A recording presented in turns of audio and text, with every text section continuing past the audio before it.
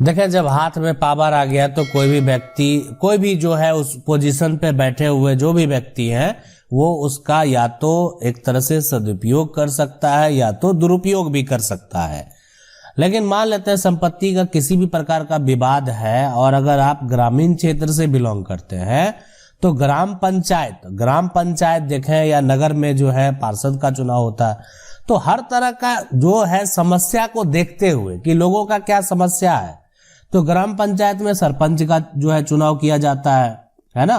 सरपंच हो गया, पंच का चुनाव किया जाता है, और मुखिया भी होते हैं। उसके द्वारा ये होता है कि जो आपके पंचायत में हो रहा है, ग्राम सरपंच का क्या काम है, किसी भी प्रकार का विवाद क्यों ना हो, अगर आपसे वो संभलने वाला विवाद है, आपके लेवल तक अगर वो है, तो आप उसका निपटारा कर दें।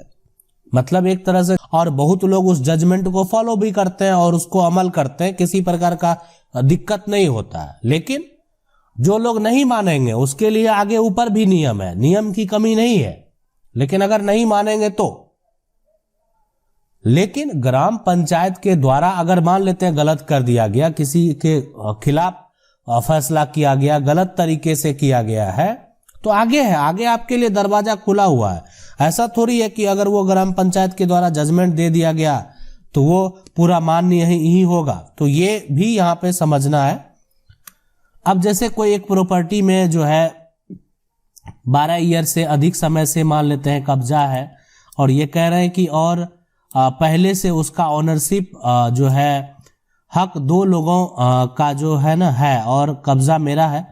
अपोजिशन में 2 लोग हैं तो क्या होगा, ग्राम पंचायत भी पैसा लेकर ही लिख कर देता है और उसको जो है मदद करने का। देखिए, ग्राम पंचायत बिल्कुल आपको, तो सबसे पहले आपका मान लेते हैं 12 साल से आपका अगर कब्जा है, ठीक है, कब्जा है, आप उस पर घर बनाए हुए हैं और वो 12 साल से अधिक समय से कब्जा है, इस बात को अगर आप प्रूफ करेंगे कोर्ट में जाके तभी ये संभव है।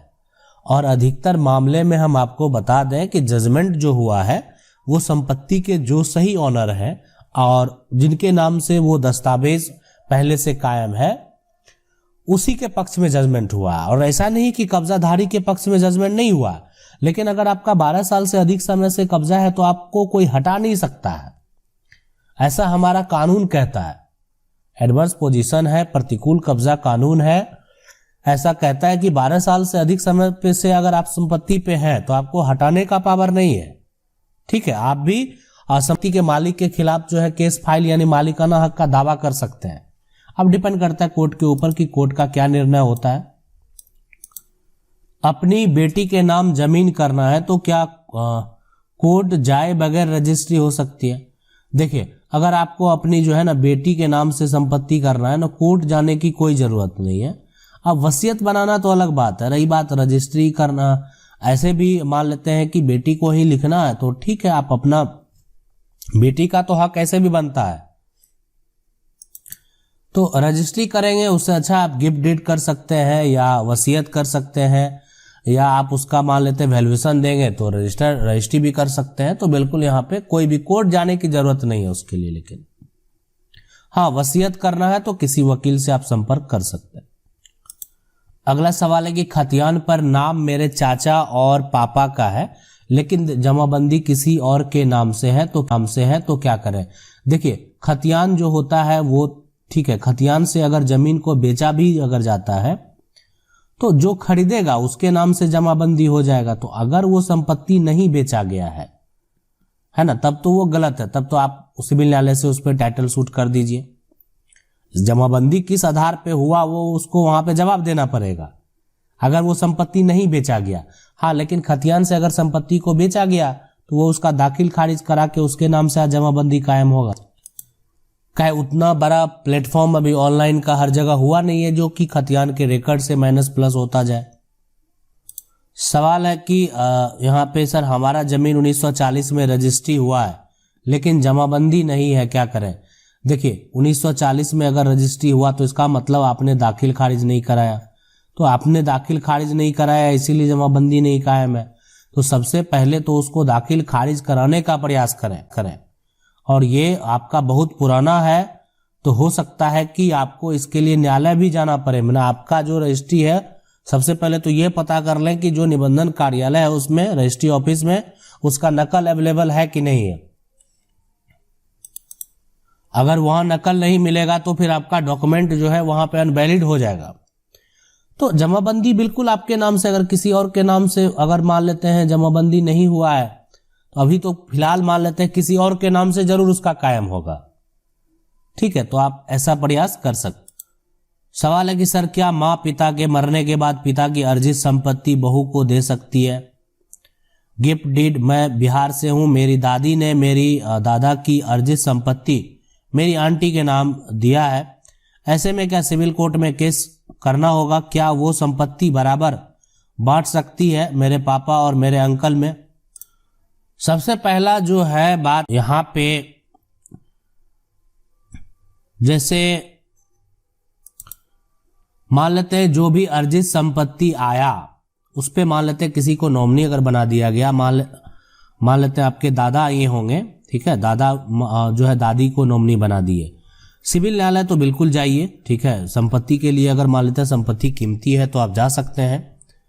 और ये भी हो सकता है कि दादी को बहला फुसला कर, है ना, लालच देकर वो संपत्ति जो है वो सही तरीके से, मतलब जो है गलत तरीके से वो संपत्ति वो अपने नाम करा लिए हैं। तो ये आपका एक प्रयास होगा जो आप कर सकते हैं वो संपत्ति को हासिल करने के लिए। और अगर ऐसा किया गया है तो अगर नॉमिनी नहीं होगा तो करने का कोई अधिकार नहीं है। फिर दादा की संपत्ति है, उसमें सभी वंशजों का हक होगा, लेकिन अगर दादी को नॉमिनी बनाया होगा तो एक उनको अधिकार भी वहां पे मिला है।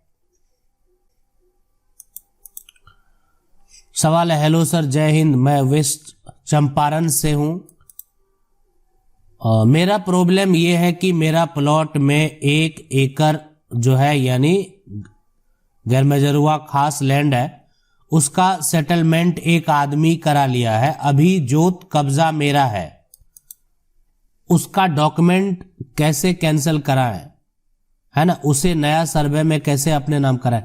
सबसे पहले अगर कोई अपने नाम पे करा लिया, कब्जा आपका है, तो बिना कब्जा का तो ये सब का कागज बनाना भी सही नहीं है। मान लेते हैं कि कोई किसी के अंडर गैरमजरूआ जमीन है तो उसका कागज किसी को बंदोबस्त तभी करके दिया जाता है जब उसका भी कब्जा बरकरार हो, है ना।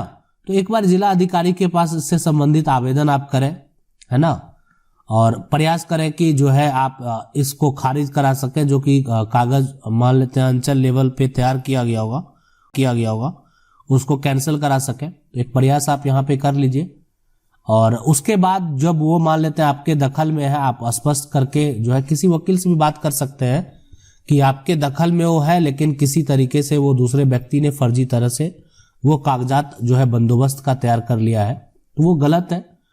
पोजीशन हमेशा देखा जाता है कि अभी वर्तमान में किसका उस पे कब्जा है। अगला सवाल है कि सर मेरे पापा के भाई ने अपने जो है अपना पार्टीशन कर लिया है और हम अपने पार्टीशन में कंस्ट्रक्शन कर रहे हैं, तो उनके जो है यानी कोतवाल से स्टे ऑर्डर लिया है और जो है कोतवाल बिना बात सुने उसने स्टे ऑर्डर दे दिया। देखिए अगर दे दिया तो आप उस पर पहल कर सकते हैं, अपना पक्ष रख सकते हैं। अगर मान लेते हैं किसी तरह का कोर्ट का ऑर्डर अगर मान लेते आता है तो उस पर आप एक्शन ले सकते हैं। और आप भी क्या कर सकते हैं, अगर मान लेते हैं कोई परेशान के लिए ही तैयार हो तो उस परेशानी को आपको झेलना ही पड़ेगा और साथ में उसका मुकाबला भी करना पड़ेगा।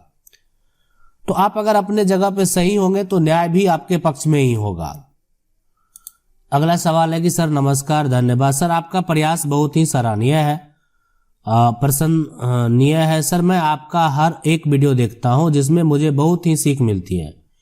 कृपया सर मेरे प्रश्नों का उत्तर दीजिए। सर मेरे दादाजी ने मेरे पिताजी और चाचा जी के नाम से जो है साझा एक जमीन दिया, तो क्या उसमें मेरे बुआ का भी हक बनेगा क्या? विशाल जी जो है आप वीडियो देखने के लिए बहुत बहुत धन्यवाद आपका। और आज जो है बिल्कुल हम आपके प्रश्न का उत्तर दे रहे हैं। और इसमें जो आपकी बुआ है, अगर वो दादाजी ने वो संपत्ति आपके पिताजी और चाचा जी के नाम पे एक जमीन लिया है तो उसमें बुआ का हक नहीं बनेगा। दूसरा जो सवाल है कि उसी जमीन का बंटवारा के बाद मेरे पिताजी अगर अपने बेटे के नाम से सेल डीड और गिफ्ट डीड कर दे तो क्या उनके बेटियों का भी हक बनेगा क्या?